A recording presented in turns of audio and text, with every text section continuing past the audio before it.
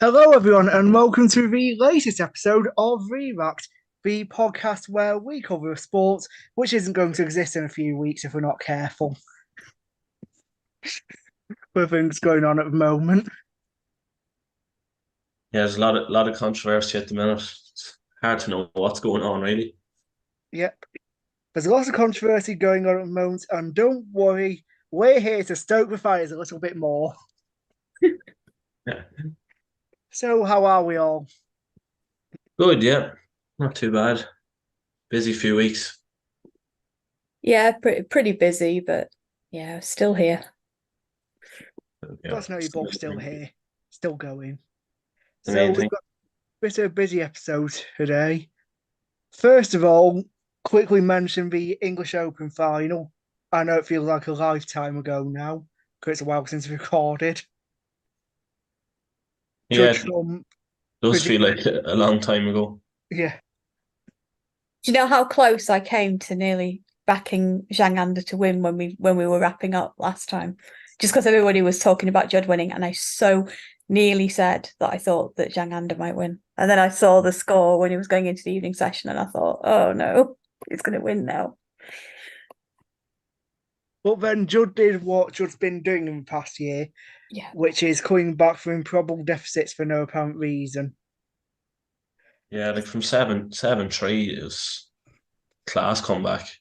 Yeah, it's almost like Judd has to go 3 or 4 frames down to wake up. Yeah, he's making a habit of doing that.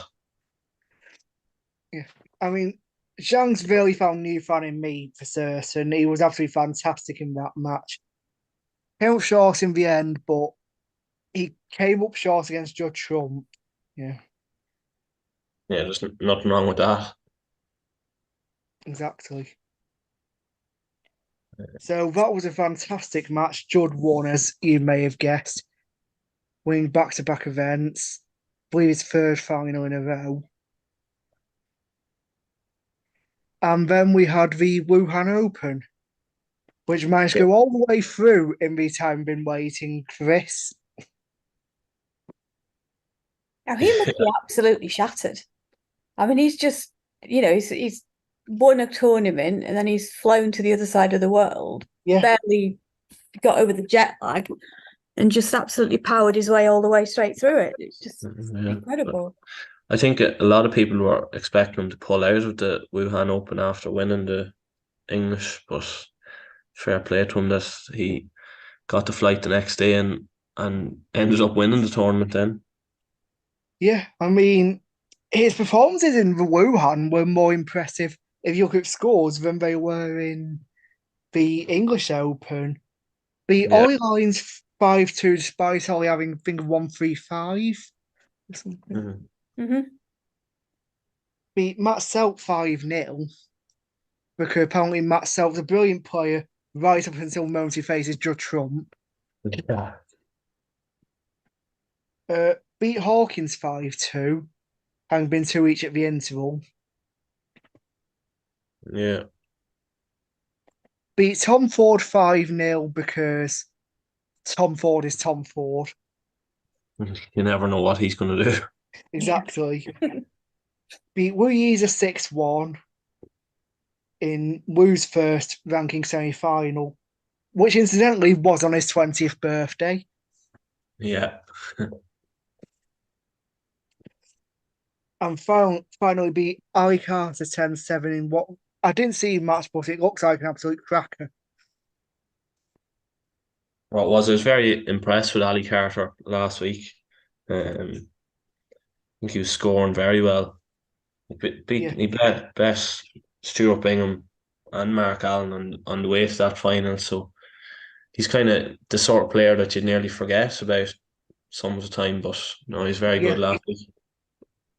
He's one of these players, he does go under radar until he Yeah, reaches the final. yeah,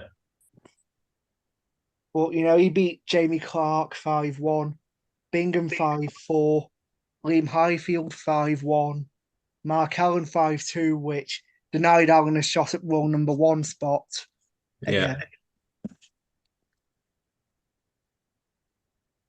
And Lu Shan 6-2, which was a bit of a surprise because Lou looked absolutely imperious in that event right up to the Yeah, end. it's very good. But that was a fantastic event. Fantastic win again for Geordie. He's miles ahead on the 1 year list already. Yeah, Now, he's. before go No, go on ahead. on, Go on ahead. No, it's okay. just saying that before we get onto a big topic, because it is quite a big topic today, I just want to mention that this is the first podcast we recorded since the 17th anniversary of the 17th anniversary anyway, of the passing of Paul Hunter. Yeah. And I just wanted to commemorate that because we were mentioning this a little bit last week, the last time we recorded, but what a player Paul Hunter was, and it's such an absolute travesty and tragedy that he never got to show his full potential. I say that he's a three-time Masters champion, World Championship semi-finalist. Should have been a World Championship finalist, but it feels like we barely scratched the surface of what he could have done. Yeah, like he probably passed away just when I was actually getting into the sport. But looking back the last couple of days over his career, like it was unreal. Like as you said, he won the Masters 3 times, and you just have to look at all the semi-finals and finals that he made. That yeah, he was. There was no doubt he was going to be top player going forward. It is quite. I mean, I agree. It's an absolute travesty. It took a lot. I remember at the time, watching him win those trophies and all the hype that went with it. They were, putting him up as, the Beckham of the Bays, and he sort of played up a bit to that sort of thing. He was talking about certain methods of recovery between sessions, which we won't talk about in a family podcast. But he was such a laugh. Do you know what I mean? He was a real Yeah. character, and that was the thing that I think everybody loved. He was a tremendous player.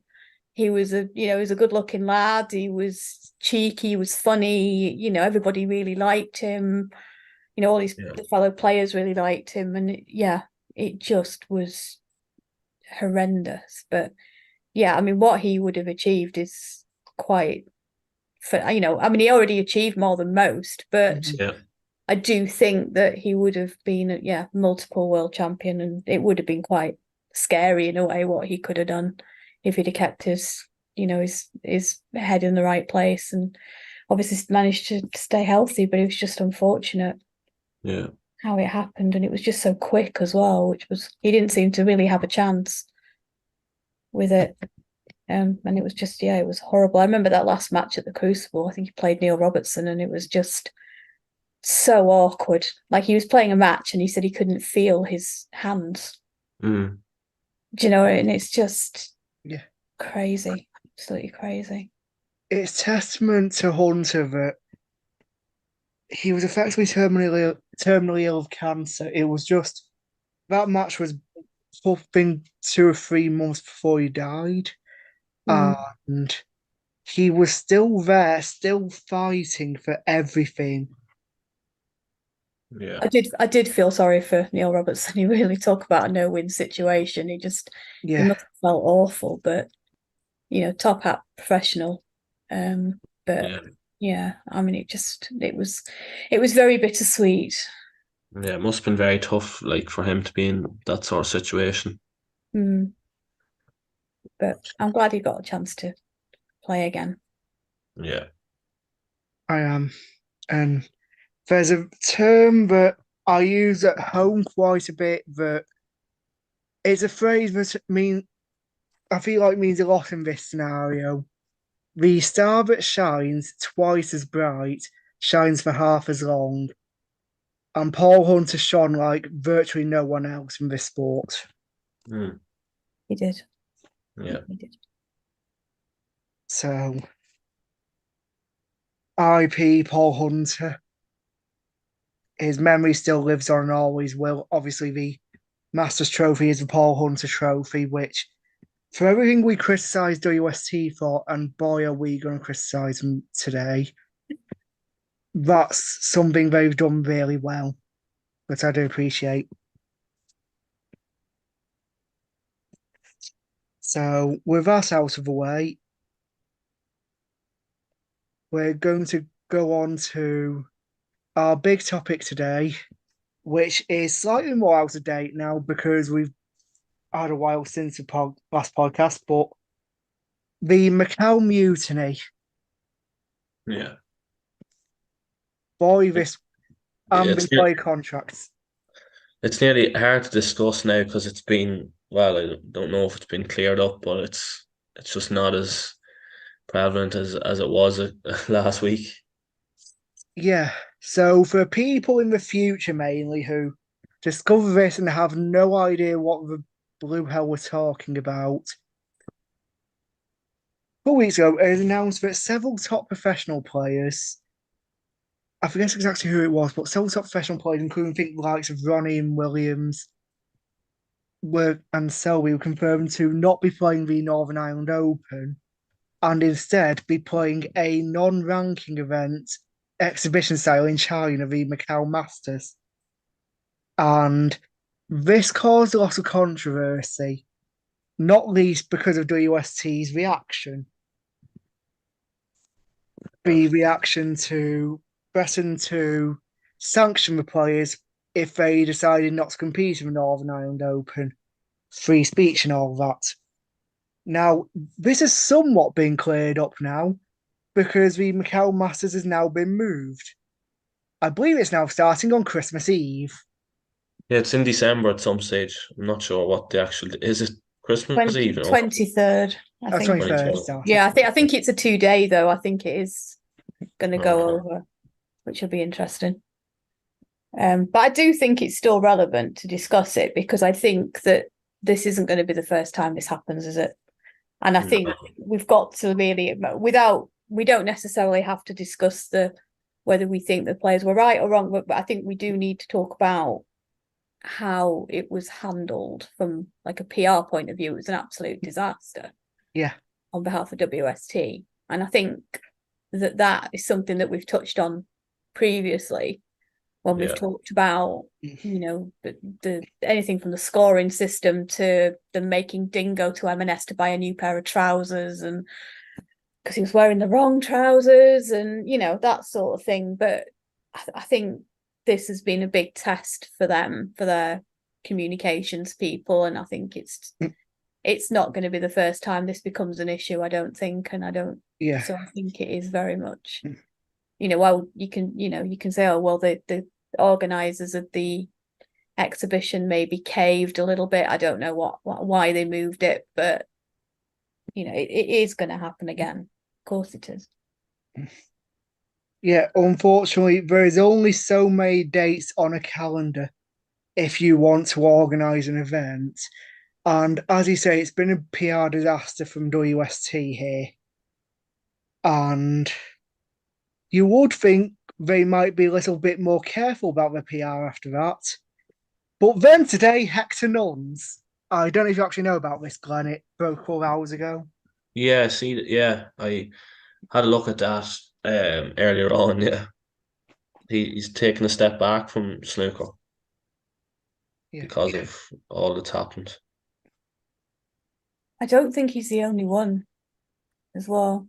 I think there's quite a few writers now, it seems, and commentators who were just taking a bit of time out, and it's a huge loss because I think somebody said it this morning that he's single-handedly been keeping snooker in the media. He's been writing about it for the last 20 years. Exactly, and for anyone who follows the sport and somehow isn't familiar with Hector Nuns is one of the top class journalists for snooker, and I think for sport in general.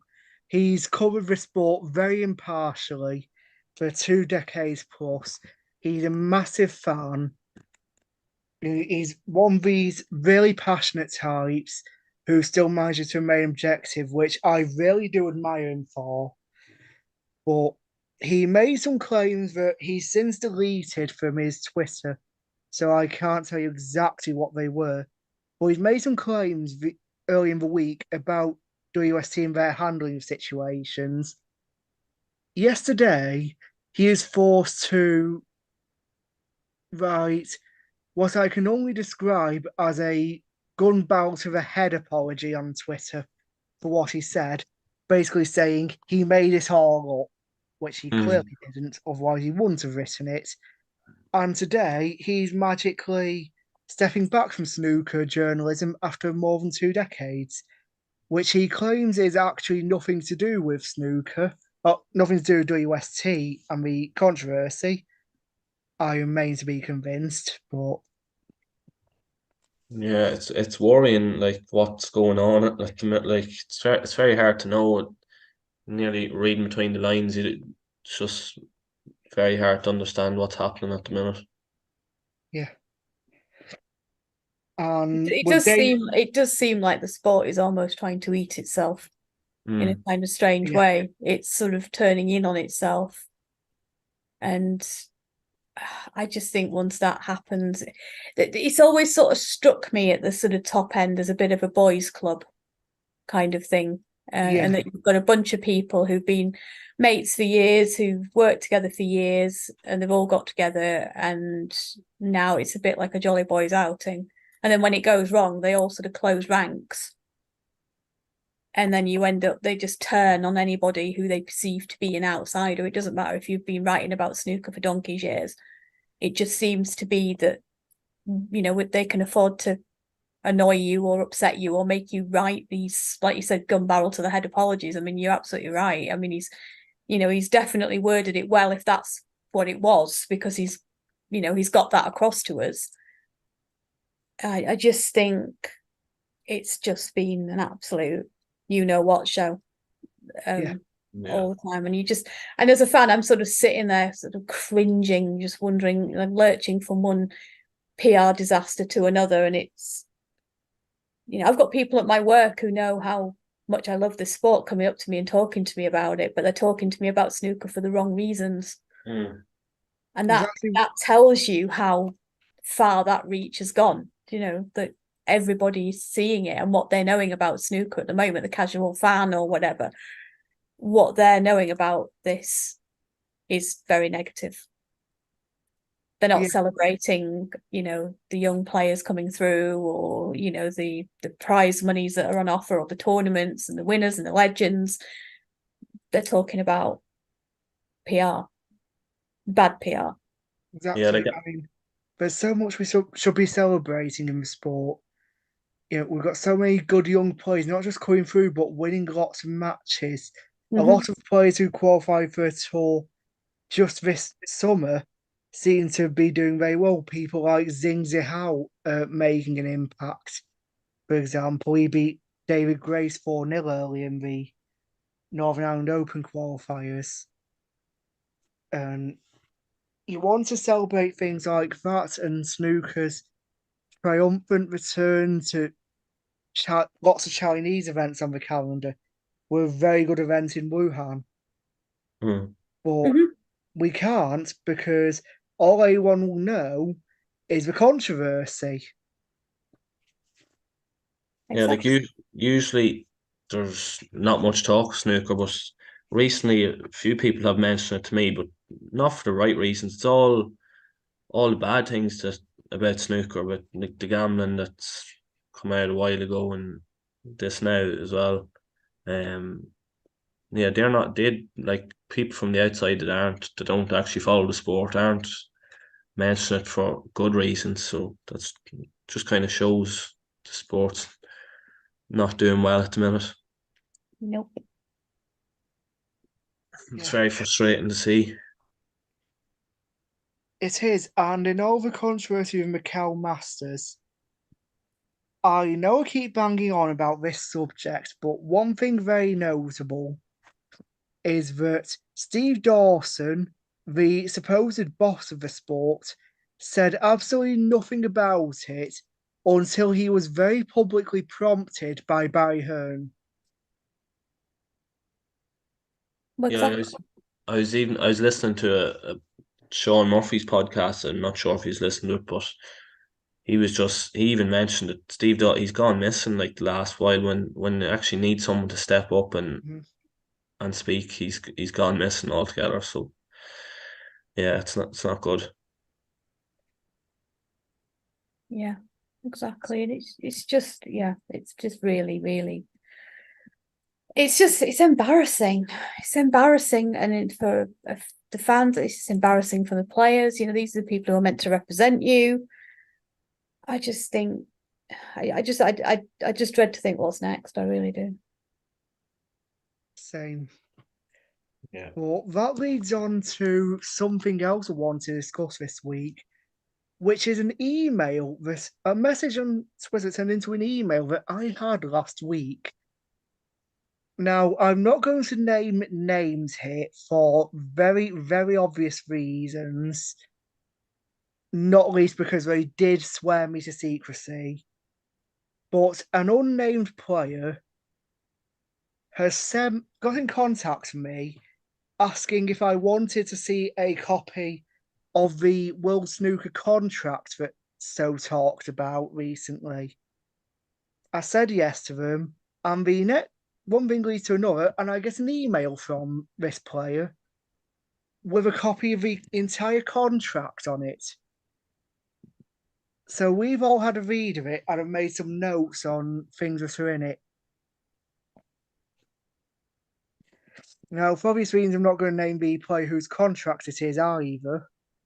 Suffice to say, it does have a player's name. And it is not the player who sent it to me. But anyway, so I've made some notes on contracts. The first thing I noticed, which was interesting, instantly it's a very long contract. It's how many pages is it? 36 36. pages. Yeah. It's quite the epic. Yeah. And I actually still need to get back to the player who sent it to me because they asked me what I thought of it, and I've not replied to them yet. Yeah. It's Also, fun fact, doing my notes, I finished them about half an hour before we started recording because when I first did my notes, I forgot to save it. yeah. I lost all Awesome. of them. When we say we don't just throw this thing together? Yes. That's a complete and utter lie. Okay, it is this week. We do just throw this together. I mean, to be honest, I mean, like I said, I read it last week, and I haven't had a chance to reread it again because migraines and things. But what I will say, my first impression, and I've read quite a lot of these things over the years for various reasons. It was something like 30 something pages. It could have been 5 Yeah. pages. And a lot of it is very, very repetitive. And quite frankly, I mean, I've got a second year law student here at home, and I think, frankly, she would have done a much better job of that. She started reading it and just laughed. She just was. I don't know who's thrown this thing together, but it's just not. Yeah, it's not very long-winded.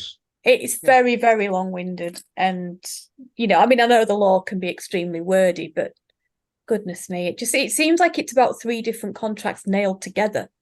Yeah. Almost. It's like we've taken last year's version, we put a few new things in, but we're going to repeat it anyway, and then we're going to put a few more. It's almost like someone went, oh, we forgot to put that in, and just nailed it on the end. It just seemed a bit. Yeah, I just think that 30 odd pages could have been maybe half a dozen pages, and it would have just covered everything.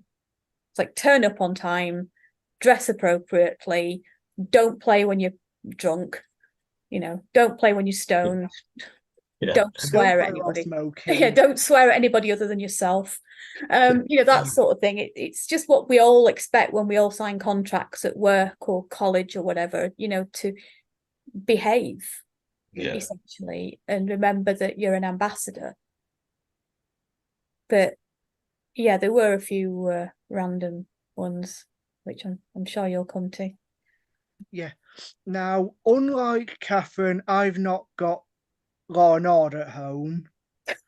But Well, I've got law. I don't know about order. I hope she hears this. She won't. Now, I don't have that at home. However, I do speak pretty fluent legalese because my dad worked in insurance. So, Oh, well, there you go then. yeah. Incidentally, this is also the first podcast we recorded since the 7th anniversary of my dad's passing. So, Michael Robinson, I miss you every day. God rest his soul and all that. Bless him. But anyway, that's enough about my morning. So yeah, the first thing of interest to note on the contract is 2.6 on the contract. Article 2.6, which is the player waives their moral rights as part of the contract. Now, that sounds reassuring. I hope you're not sarcastic. What does waiving your moral rights mean?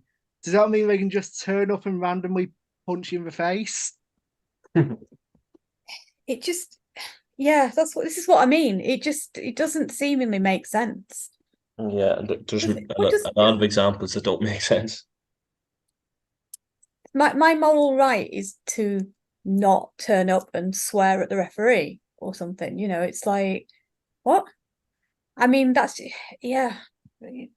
It just baffles me. I imagine that quite a few of the players probably had to have this explained to them. I hope they had some sort of person on hand to be able to say to them, well, this is what this actually means, because how can you waive a moral right? Yeah, I mean, it's bordering on Machiavellian. It's very strange. It is rather. It did say early in the contract that players basically have a right to a legal representative to explain things for them. But according to a player I talked to, nobody bothers reading the contract. Well, you can't blame them. You- I mean, I'm always one for, I'm a big one on due diligence. It's probably because of what I do for a living. You should never be signing anything unless you've had someone read it. You shouldn't be parting with any money until you're absolutely 100% sure that you've done your research on all of this stuff. You know, all that sort of stuff. I'm very, very big on that. But that's probably because I hear far too many horror stories during the course of my work of people who haven't done that. I just feel like in order to do that, you're going to get someone, you do get some legal representation. I mean, who's paying for that? Yeah. I mean, I'm quite fastidious on these things as well, but unlike you, it's not covering my work. It's because I watch far too much Rip Off Britain and tell people off being stupid. Well, exactly. You've got Angela Rippon. She's quite scary. Yeah. I'm watching her on Strictly Come Dancing, but I forget she could be quite scary. That lady, you know, you won't want to mess with her. No. Gloria Hunniford. I mean, dark alleyway at night. I mean, I wouldn't want to meet Gloria Hunniford down a back alleyway at night time. Exactly. I mean, it's true. But I mean, you do wonder. Sorry, I'm going off on one again. Sorry. So, Article 3.14, players have to use their best endeavours to compete in every event they enter. Well, unless your name's Ronnie O'Sullivan anyway, in which case you can just pull out whenever you want and make up a reason. I'll just be listed as medical issues or something. Exactly. Yeah, it's good to know that certain players are basically immune to any consequences from contract.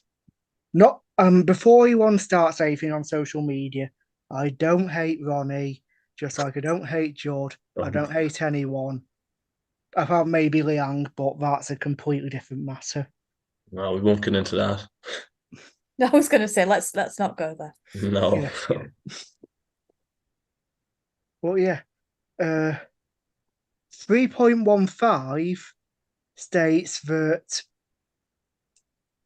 players have to behave in a professional and reputable manner like professional sports people, which, as we know, includes threatening to knock a fan out during a decider. Thank you, Tom. Hi, Tom.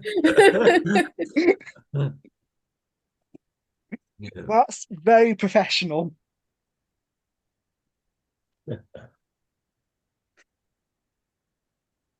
What was actually being said in that situation?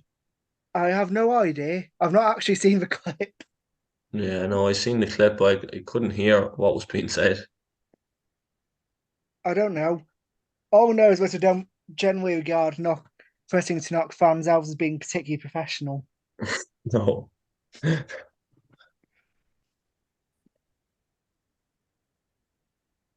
3.17 is to comply with the anti-doping rules. Now, I might be being stupid here. How the hell do you dope in snooker? Well, I mean, I mean, we could refer to one or two players from the 80s to tell you about that. But I think there is a certain amount of. I know there's been some controversy over the years with people taking a little bit of the old Colombian marching powder and certain things to keep them going, but I can't imagine that anyone would suspect that in snooker there would be anything like a performance enhancing drug. I mean, what could you have that could potentially enhance your performance? It just boggles the mind. Yeah, I mean, performance enhancing drugs in snooker. Yeah. Paracetamol, so you don't get a headache from being bent down too long. And in terms of the 80s, I don't think it's a question of was anyone doping in the 80s. I think it's who was doping more in the 80s. Yeah. The 80s is one of those eras where it'd be quicker to name things players weren't doing. Well, exactly. It's yeah. I genuinely don't know.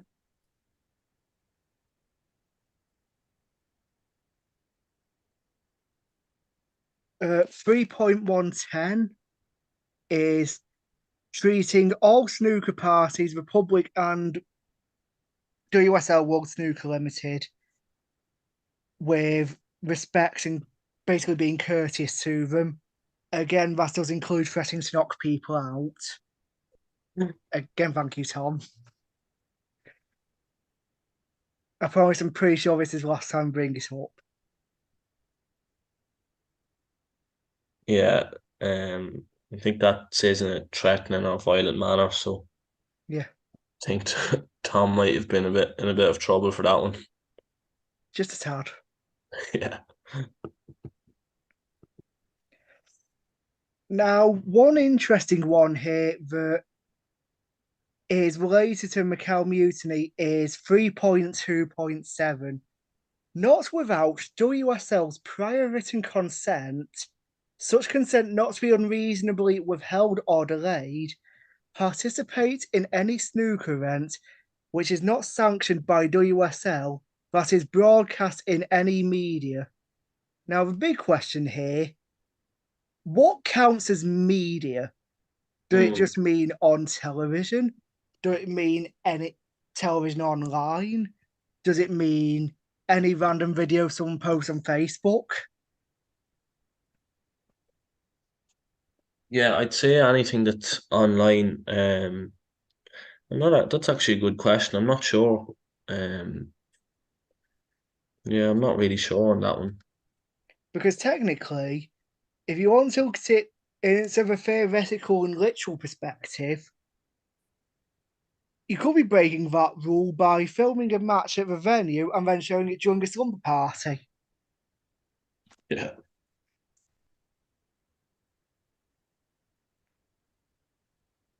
I know I'd do that. Hmm. I think I'm very weird.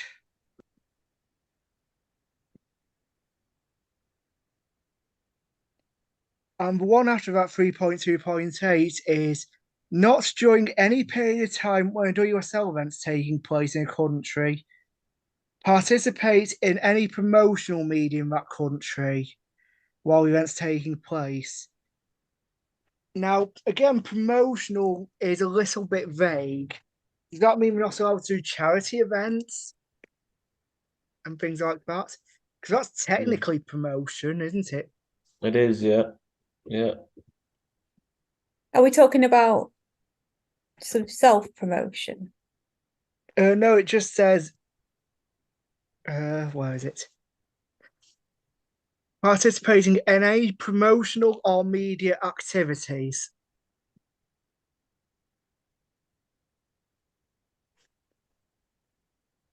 Right. It's just another one where it feels like they got halfway through writing it and then got bored. Yeah. Which brings me back to my original review of it. It honestly It's like, feels like they started writing these things, got bored halfway through each one, decided we'll explain it later, and then never did. They just went to a pub. it's like all of us trying to read it, Yeah. bored halfway through. Well, I mean, it doesn't matter because which idiots are going to get hold of a contract and read it out on a snooker podcaster, eh? Well, quite so. Who'd be mad enough to do that? Indeed.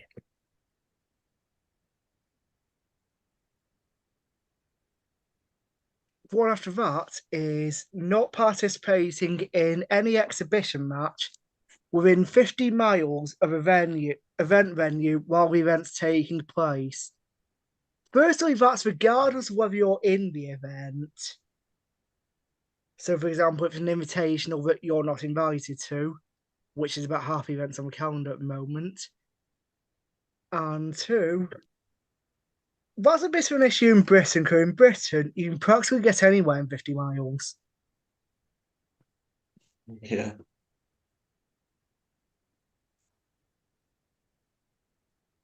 You can get from London to the north in 50 miles. All that said, people from London generally think the north begins at Watford. Because that's a bit contentious. Yeah. And of course, people from the north think that the south, or people from up north, sort of Newcastle way, they probably think that the south begins in York or something. I mean, I get twitchy if I go any further south than Barnsley, I'm not going to lie, but anyway. What are you going to start craving scones instead of sausage rolls or something? Exactly. ReRacked, the only snooker podcast where we debate the north-south divide. Oh, let's not. We'll get letters. There'll be pitchforks in the street. Exactly.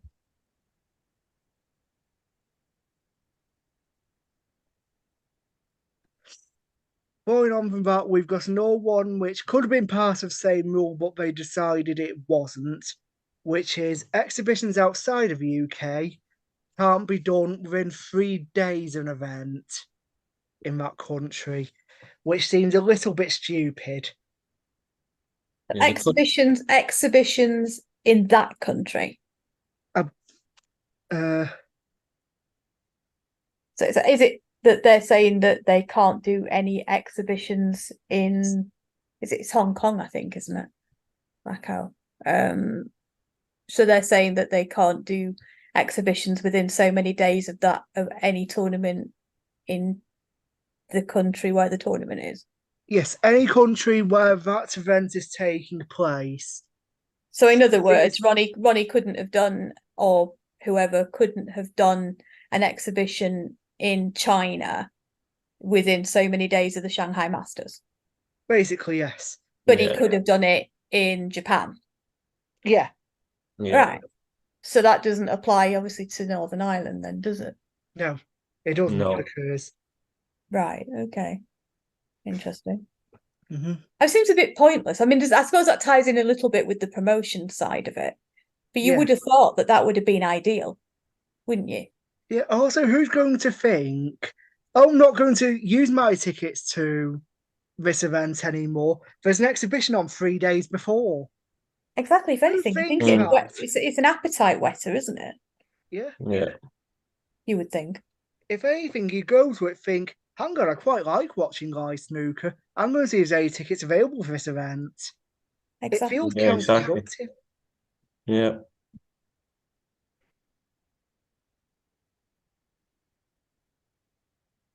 So which is the bit that they're jumping up and down about now then? The bit about, you can't go and play that exhibition because you should be going to Northern Ireland, even though they've not actually entered that event.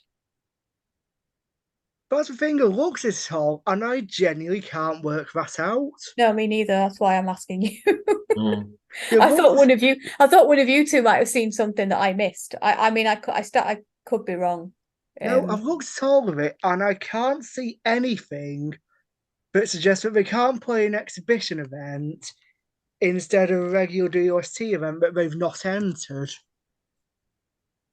Yeah. They just pulled out randomly on the eve. That's a different matter, which we'll get to in a bit, but it's an event they've not entered. It's not like it's causing them any harm in ticket sales because a vast majority of the tickets are sold months in advance, well before this this exhibition was even announced. Exactly. I just do not get it at all. Yeah, either way.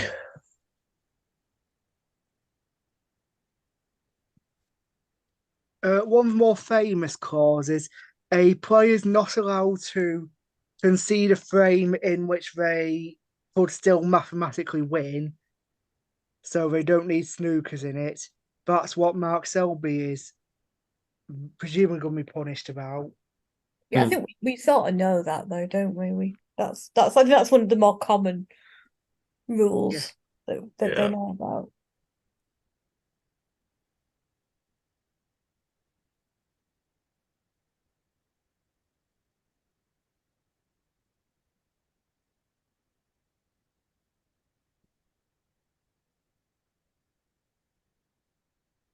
Uh,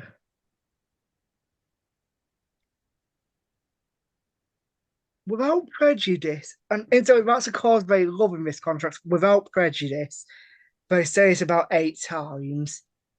Without prejudice, if a player competes in a qualifying round for a WSL event and fails to appear in the final stages, that player will not receive any prize money from that event, which presumably means that if they qualify but don't compete in the regular event, they don't get their money for qualifying, which is stupid. I'd be interested to see how legal that is.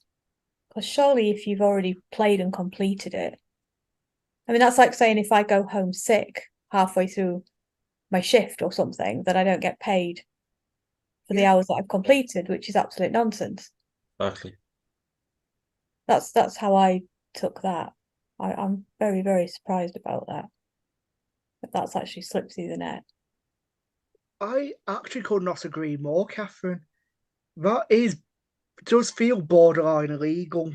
It feels immoral. Whether, I mean, I'm assuming it must be legal. They'll have had their brains on it, but I think it's questionable from a moral point of view.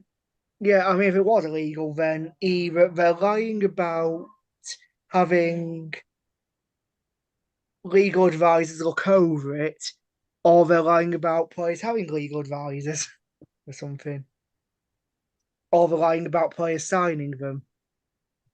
Not quite. Penalties for withdrawing late from events. They're on a range from 1 to 6 offences in a season. So for one of it goes the first 4 fines. So for the first offence, withdrawing late from an event, it doesn't say what late is, but first offence is a £250 fine. It goes up all the way to £10,000 for a fourth offence. Fifth offence is you get suspended for one event. And if you withdraw from 6 events in a season at the last minute, you are banned for 6 months, all the rest of the season, whichever's longer. Which, if you're withdrawing late from 6 events in a season, something tells me being banned for the rest of the season won't bother you. Yeah, exactly.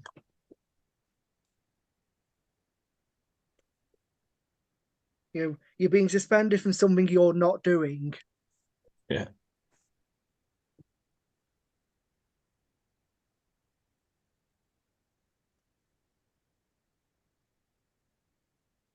WST aren't liable for any loss of earnings caused by events being cancelled. So it sucks to be you if, say, you have to fly over and back out of Estonia or China to Europe for an event.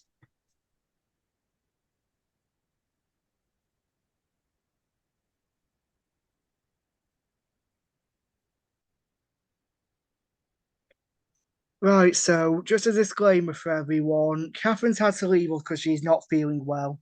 She does send her apologies. I'm sure she'll be back for the next podcast. In the meantime, you're stuck with us two guys for the rest of it. Yeah. We I think apologise in advance. we'll lose a lot of listeners now, I'd say. We're going to be down to about 2 listeners by the end of this.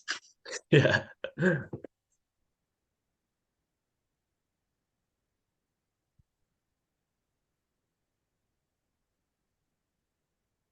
The next one is that the contract terminates 30 days after a player's failed to get back on tour, which, just for confirmation for everyone, is because I've seen a few people discussing this online. That's why events like the 900 aren't affected by this contract, because none of the players in there are actually bound by the contract. Oh, yes, yeah. Yeah, just wanted to include that because I have seen a few people mention that. Seems to be some confusion in that respect. Actually, very enjoyable, the 900 so far. I must admit I've not seen any of it. I've been getting round to watching it, but Mm. Yeah, I've been able to catch bits and pieces of it. It's light watching, but it's very good. uh, the if a player's approached about breaking any rules or is aware of someone who is breaching any rules, they have to inform WST immediately.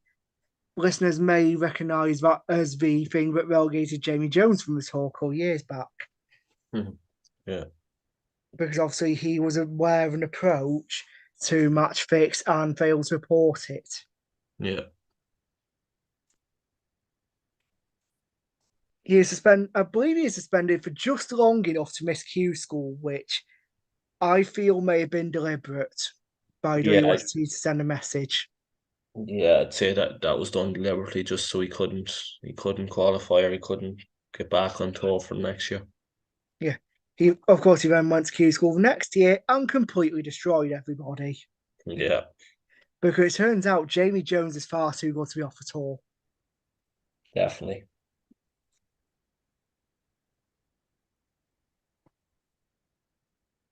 The contract mentions autograph sessions, which I wish autograph sessions were an actual thing in snooker, apart from the occasional Chinese red carpet. Yeah, Can you imagine how many people would have just come into an autograph session? it's yeah, it's definitely something that the players probably wouldn't like, but it'd be for fans, it'd be very good. Yeah.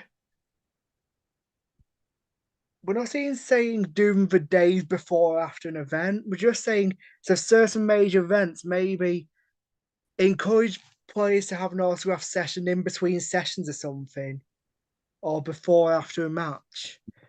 I remember Yeah. going to a Quiz Bowl couple years ago, and Barry Hearn's book had not too long been released, and he was doing an autograph signing for the book signing, and the queues were absolutely ridiculous. Mm.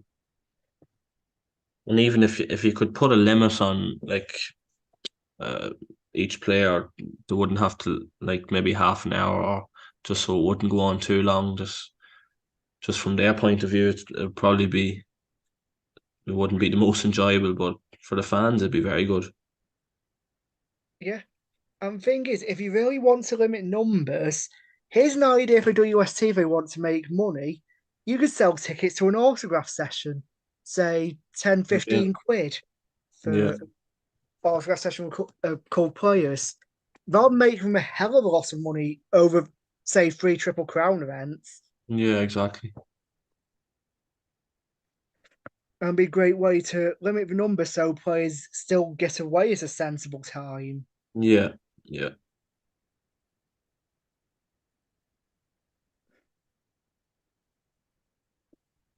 I'm sure they'll be happy with that idea. There's definitely an opportunity to make money there. Exactly. If a player's late for the rules on players being late for their matches, I think people are a bit confused on this sometimes because they see players being deducted frames and don't know why. Yeah. So, for the sake of clearing things up, the rule is if a player is deemed late for their scheduled start time of their match, they are deducted a frame, and then they're deducted another frame for every 15 minutes late they are after that. So, Oh, say they're 16 minutes late to their match, they are docked 2 frames. yeah, That continues until a player's lost 5 frames in that way, in which case it's classed as walkover. yeah. Not that it ever happened considering all events are best of 7, but Yeah, first of all. you can't deduct someone 5 frames in the first 4. No. I seem to recall Sam Craigie fell foul last couple of years ago. He was, I think, it was a match against Ali Carter that Mm. he forgot to set. He either forgot to set his alarm or he overslept through his alarm. And by the time he got to the arena, he was so late he'd been deducted every frame to lose the match. Oh. I think And there was someone deducted a frame earlier this week. yeah, managed to win That's Feather. it. I forget how to pronounce his surname yesterday. Yeah, I'm not even I gonna try. apologize if he's watching it or listening to this. Yeah.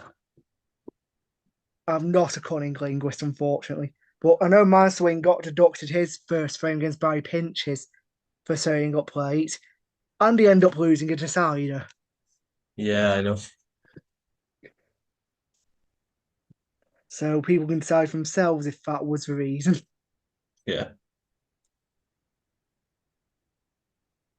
We touched on this pretty heavily earlier, but players aren't allowed to smoke or drink basically in the arena. They're only allowed to smoke or drink outside of the arena and only when we're on a specified break, which is the opposite rule to the 80s, where I'm pretty sure you weren't allowed in the arena if you didn't have alcohol. Yeah, exactly. On the case of Alex Higgins, I'm pretty sure he regularly turned up completely stoned. To be Yeah. honest, it's a bit difficult to tell with Alex Higgins. He seemed exactly the same no matter how much alcohol he'd had. Yeah. Unfortunately, before my time, but I have seen plenty of footage of him.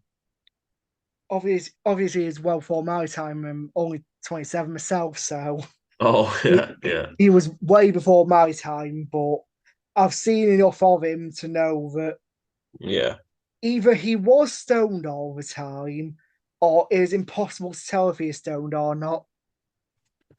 yeah. He, That kind of personality that you wouldn't actually be sure. yeah, he just had that certain personality and swagger about him that you never quite knew. Yeah,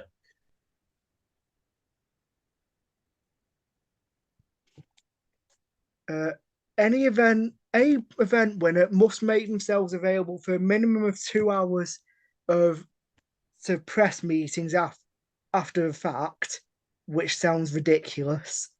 And yeah. also, they are legally obliged to attend the WST Awards dinner at the end of the season, where everyone can pretend the sport's actually run competently and not by a bunch of trained monkeys. Yeah, I swear, getting WST to run snooker is like trying to get monkeys to type works of Shakespeare. It's just end up in a confusing, garbled mess. yeah. I was surprised by that one that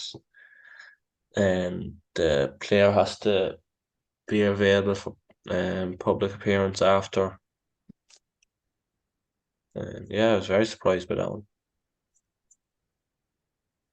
We're on to the appendixes at the end of the thing at this point.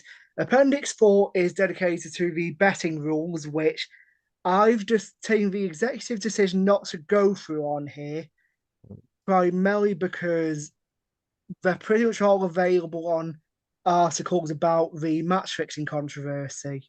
Yeah, exactly. Exactly. I think they were just copy and pasted from them, to be honest. Probably. Yeah. Also, for anyone who's watching this on YouTube, at the end of this video, you will see a link, hopefully, to the first episode of my Solar Series Table Talk, where I discussed the charges against the Chinese players in question. So I'd fully Oh, yeah. recommend clicking on that. It Yeah. got time after this. It's got some amount of views. I don't know how much. I don't check regularly. If you're still awake after listening to us, Yes, if we've not somehow not put you to sleep. yeah. One thing cool about the appendixes is we have a lot of definitions, and the definitions of the rules of the game are the official rules of the game of snooker and billiards, which Mhm. is helpful just in case you thought they were rules of golf. Yeah. I'm trying not to laugh here, but we don't need explaining that the rules of snooker are the rules of snooker. No, definitely not. You know, I know there's a myth about professional sports people who are not intelligent, but they're not that stupid. No, and I don't think a professional player that's getting this contract's going needs to see that. No. Unnecessary. I sense that if they get that, they probably have a handle on the rules of snooker. Yeah, exactly. And before anyone mentions Amina Mary in the shootout is a very different rule set. Yeah.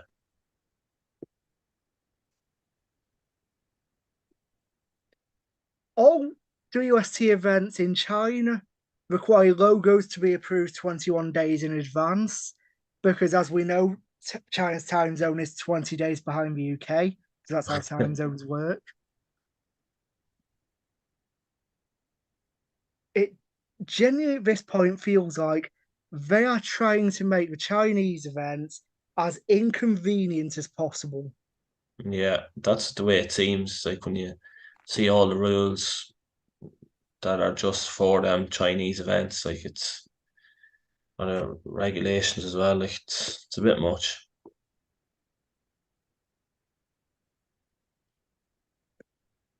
Finally, there's a lot of rules on logos for some reason.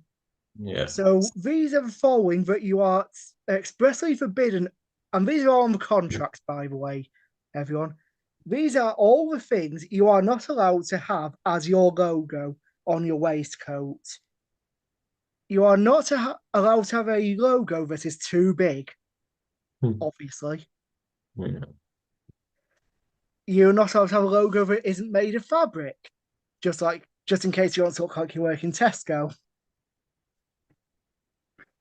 You're not allowed to have one that is fluorescent, just in case you're scared of power cuts.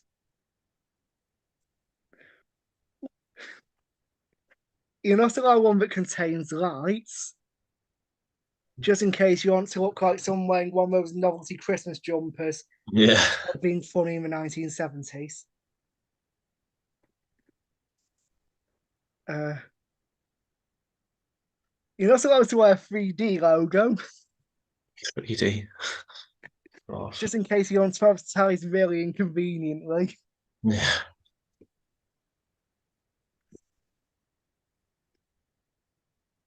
You're not allowed a logo that has an indecent image or message. That is a real rule. Yeah. I wish I was making that up.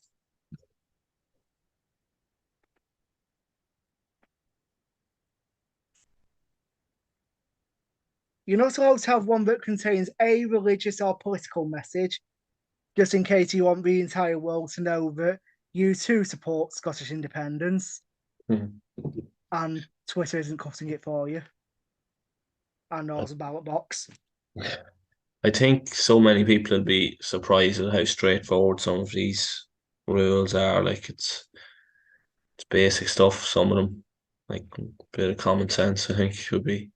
Yeah. Yeah. You're also allowed to have a logo that spoils another logo. So presumably that means you're not allowed to have a picture of someone throwing up next to a Burger King logo Hmm. or some other subliminal stuff like that, which I find very funny indeed. And that's something I would absolutely do to annoy people. Yeah. And you're not allowed to have a logo that isn't for bona fide commercial purposes. Mm. Why? What are they Yeah. going to do? Yeah. What's the Advertise a point of baby shower? that? Yeah.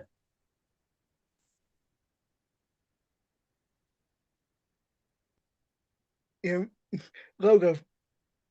I won't turn up. I'm not a good at snooker, but either was. I won't turn up to an event wearing a waistcoat, supposed to look like a professional sports person. I won't turn up wearing a waistcoat saying barbecue Phil's place next Thursday, entry free. Yeah.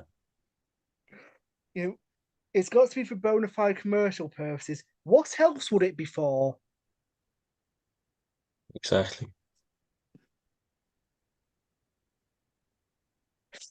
Logos have to be no bigger than 6 square inches in case they couldn't work out if that's what fits. Mm. And something that I've actually wondered, logos are not allowed on queues. No, I was actually listening to a podcast during the week, and they said that the next thing will be people wearing gloves with logos on it for more advertising money. Yeah, they do need to include a rule on gloves, I think. Yeah. Specifically, no one's allowed to wear gloves unless they are called Rossmure because the glove from above is too good a nickname to turn down Yeah. or to get watered down. And then the last appendix is just exhibition request forms, which are incredibly boring. Yeah. So that's the contract. I say I'm very thankful to insert player name here for giving me a copy of it. Yeah. Well, it's definitely interesting to see what's involved in the contract, even though they are very long-winded. It's no, it was interesting to have a read through and see what's included. Yeah, absolutely. And you hear all the time about this mythical contract, Yeah. and you've now known what it means because even the players don't know what it means. Players I've talked to have said, we don't bother reading the contracts. Why would we? We've got to sign them to play, so of course we're Yeah. just going to sign them. Yeah. But it was absolutely fascinating to read through, see exactly what rules are, Yeah, it was. however stupid some of them were. Yeah. I still can't get over the fact you're not allowed to swear on one of your logos. No. Even getting access to see all that, it's very interesting, and definitely appreciate that player sending that on. Yeah. And who knows, with the current state of journalism in snooker, we might be relying on players more to send us this inside information to say, you know what, the fans deserve to know what's going on. Yeah, exactly. So I say we're all incredibly thankful. Yeah, definitely. That's gone. Yeah, no, just same that very thankful for getting the access to see it, and yeah, anything like that in the future is um much appreciated, and definitely hope for more. Yeah. If any player does want to send me anything, my DMs are open as far as I'm aware on both of my regular accounts at M18 Snooker and at ReRacked Pod. Hey, I finally got it right. Yeah, first time. It's only taken 8 episodes. Yeah, So yes, at M18 snooker, M18 snooker. That yeah, is M for mother, not N for November, in case anyone's wondering. At ReRacked Pod, the official podcast account. If you think there's anything we might want to discuss, by all means, inbox me. If you need, send it by email. Just mention that I'll give you my email address. I'm not getting it out on the podcast, though, for very obvious reasons. But if you message me with something interesting, I'll be more than happy to get it out to you. yeah. I've been Phil. This has been Glen. You can find him at Snooker 365. 365, yeah. So the Northern Ireland Open is ongoing at the moment. So hoping to get to the final next week in Belfast. So I'm looking forward to that. Fingers crossed you do. Yeah. No, you've not exactly got a lot of free time, so it'd be No. nice, especially Northern Ireland, for you to be able to go to that. Yeah, definitely. It's and even the venue. I was there last year in the waterfront in Belfast. It's a class venue. So yeah, Mm-hmm. really looking forward to that. So I'm Phil. He's been Glenn. Catherine left about 25 minutes ago because she's not feeling too well, but you can find her at Miss C.E. Walker. We're incredibly grateful for all your contributions, Catherine. We're hoping that you're feeling a lot better very soon. Yeah. But until next time, this has been ReRacked. Keep queuing. Cheers. Cheers, Glenn. Cheers, Phil.